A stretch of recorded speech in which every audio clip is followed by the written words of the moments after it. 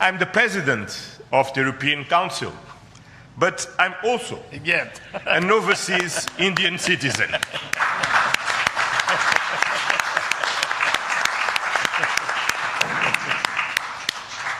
Well, welcome to Front Page. For weeks on Front Page, we have been saying that this was coming. And tonight, it's official. In a world where tariffs were actually weaponized, alliances are fragile, and predictability is dead, India and the European Union have concluded what they're calling the mother of all deals. And yes, it's happening in Trump's shadow. India and the European Union have just concluded the mother of all deals. Ursula von der Leyen said it, Prime Minister Modi confirmed it. But of course, let us not get distracted by the diplomatic palaver. This deal is not seeing the light of day because of better negotiation. No, that's not what it is. It has been forced into existence by a more dangerous world. It took nearly 19 years, yes, 19. That's an entire generation waiting for reduced tariffs. So why now? Because Trump is back. Tariffs are weaponized. Washington is handing out 50% duties on Indian exports like, well, candy. Europe is getting threatened over Greenland. The reliable anchor of the West isn't looking so reliable anymore. So, of course, New Delhi and Brussels did what smart players do in a volatile storm. They hedged and built a bunker, if you will. Well, basically, a free trade zone of over 2 billion people, covering 25% of global GDP, nearly 1/3 of all global trade. Wow, those are staggering numbers. Of course, what's becoming exchanged is security as much as commerce. Protection against American unpredictability. Now, of course, for the part we all actually care about. Yes, that is, of course, our wallets respectively, ladies and gentlemen. For a long time, buying a European car in India meant paying double the price. That wall is collapsing. India is slashing import duties on EU cars from a staggering 110% down to 10%. Yes, we are glad to say it, in a quota of up to 250,000 EU-made cars entering India.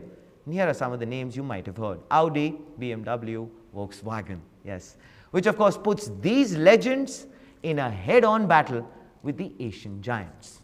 But one wonders, what did India get for opening the metaphorical garage door? Access, my friends, yes, because the European markets are throwing open the gates for Indian textiles, garments, leather, gems, and also very crucially for the professionals, which encompasses high-tech services. So if you, yes, you who is watching right now, how are you doing? If you code, design or consult, the path to Europe just got a lot smoother. Oh, and of course, for the very sensitive stuff, which is dairy and agriculture, it is protected, thankfully. The chaotic milk wars did not take place. India stood firm on the line. But then there is, of course, a larger focus shifting, which is, well, worth noticing. For decades, Europe's conversations with India centered on climate commitments and sustainability goals. That conversation has changed because this deal links trade with a strategic defense framework, encompassing security, mobility, technology transfer elements that are, of course, very, very impactful. And France, in particular, is not a distant observer in the region. It is a resident power in the Indian Ocean, with the largest exclusive economic zone right there, making this more about strategic alignment in the Indo-Pacific than, well, just car exports and market access. And of course, the driver behind this, yes, you've guessed it, is the one and only China. Europe is increasingly concerned about Chinese electric vehicles undercutting domestic industries. India is dealing with, well, similar pressure from Chinese price dumping in solar equipment and electronics.